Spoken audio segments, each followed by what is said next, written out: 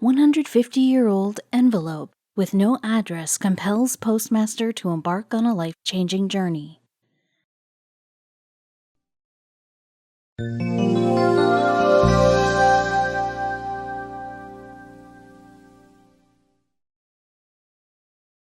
You can never know what life brings along. Sometimes people are not meant to be permanent in your life. All you are left with are memories of the people who left you at a point in the journey called life. What if the memory you made in the form of anything connects the people to the past we shared? People are going to relive the whole era again by joining the dots of memory. Here is a story of a postmaster who received something unusual that made the world visit the old era. It was a usual day for Lori Bowes, the postmaster of Michigan. Like every day, she used to deliver letters to the correct address mentioned by the sender. She had been doing this work for a very long time, therefore was aware of most of the houses and localities of her state. Bowes loved her job more than anything else. The only thing that encouraged her to keep going was the smile and happiness that she was able to put on the receiver's face. She considered herself to be a medium of people's connection, and this is the reason why she never delayed her delivery to any address. In fact, she hardly took any day off. On a day, while doing her everyday work, that is, fetching letters and delivering them, Lori Bowes caught hold of a mysterious envelope in which no address was mentioned. This was something new for her since she hasn't seen somebody doing such a blunder. She tried searching for the address, but lastly, her search ended up with a surprise. Bowes was all baffled on seeing a letter with no particular address or name on it. On flipping it, she got to see letters inked on the surface of the paper. Unlike other letters, the name was not specified nor the address. A designation was mentioned that surprisingly turned out to be of hers. With a shivering hand, somebody mentioned Postmaster, Newaygo, Michigan 49337. There was a conflict going inside Bowes' head. She wanted to read the letter because it was in her name, but at the same time, she thought that it could be for the last postmaster who served the city before her. She was dogmatic about reading the letter, so she kept the letter aside and focused on other letters she had to deliver that very day. Lori Bowes, while delivering the rest of the letters, came across a thought of being pranked. To test her patience, some children could have planned that whole scenario, making her go all nuts. As soon as this thought generated inside her head, she stopped her bicycle and searched for a comfortable place to read the mysterious letter she carried. As Bowes headed to open the letter, she was occupied by the citizens of Michigan who respected her a lot. She received a warm greeting from them, and they engrossed her in their general talks, which made her forget the letter. She completely forgot about it and continued with the distribution of other letters.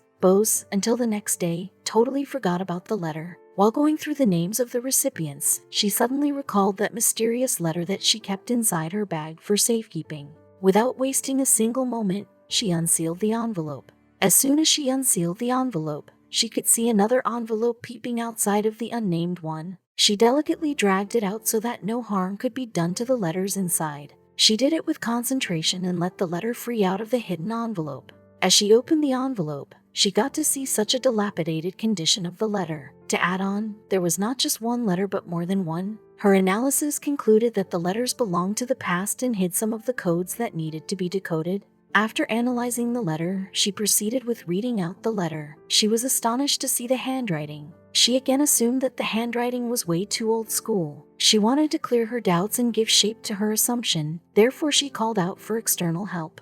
Bowes started thinking as to why would someone send her several old letters. Were those letters cursed or had any relation with the past? Decoding those letters alone would take a lot of time, so she thought of seeking help from others so that she could solve the riddle of those letters in a short span of time. She noted that there was no postage stamp on those letters. The inner envelope appeared to have originated from the Virginian town of Norfolk. The recipient's name was partially visible, and on reading carefully, Lori Bowes figured out that the name of the receiver was Orrin W. Sheffard. The letter had to be sent to the receiver, who turned out to be the sender's parents. Though Lori Bowes was impressed by the letters she read so far but was still confused about the originality of the letters, she needed to confirm whether the letters had a connection with the glorious past or not.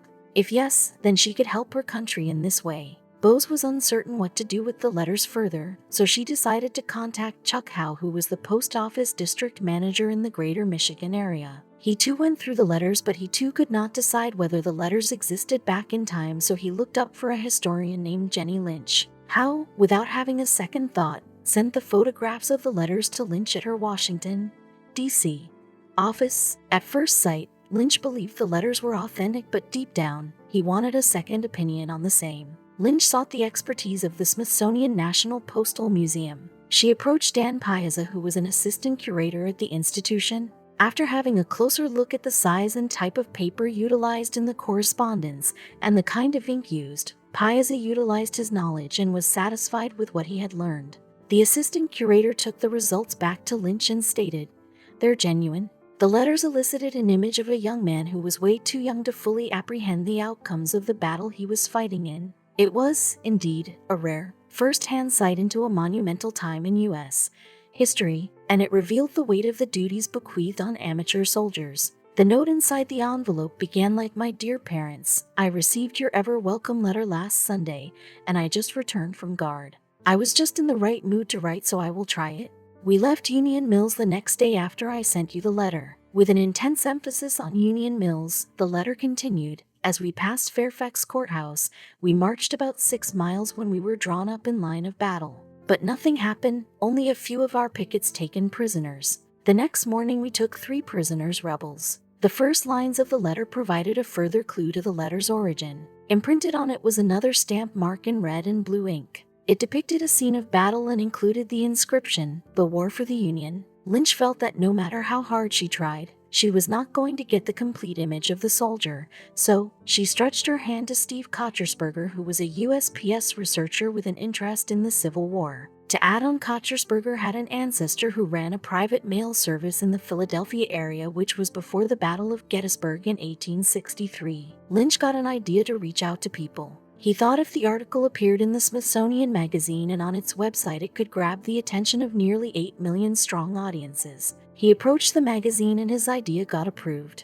The piece subsequently ran alongside an evocative photo shoot recreating a historically authentic writing space. The article they published narrated an imagined story of the soldier's life using details described in his letters. The Smithsonian Magazine's audience, deeply moved by the article, extensively shared the piece. The pages of history were flipped and civil wars were being read again. Within weeks of the article's publication, Lynch received an email from Courtney Cresta living in Spring, Texas. The email suggested that she recognized the letters as those found by her grandmother Nancy Cramblett, who resides in Muskegon, MI. Lynch was soon able to speak with the 78-year-old on the phone. He was curious to know the origin of the letters. He assumed that the lady he was about to talk to was somewhere or the other related to the author of the letter. To his dismay, nothing of that sort happened. While having a conversation over a call, Lynch was informed that Cramblett's husband, Marvin, had been an avid collector. He'd often inquired antique stores and even yard sales in search of interesting historical artifacts and keepsakes. He wanted to preserve history by buying the artifacts and keeping it safe with himself.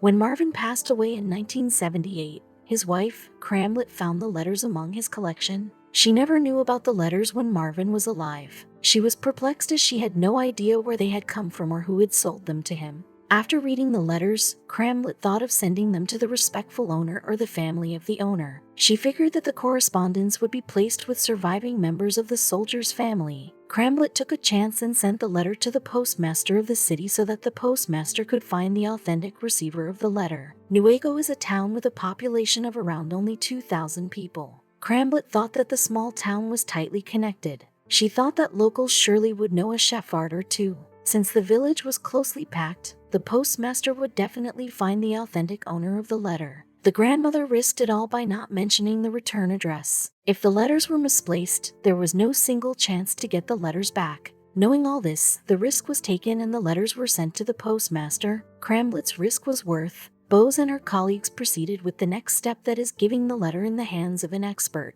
The search for surviving relatives of the author began. It was more of a personal mission for the research analysts. Kochersberger, while working on the case, told the Smithsonian Magazine, "I identified with as a boy off to see the world. I could also identify with his parents since I have 5 kids of my own."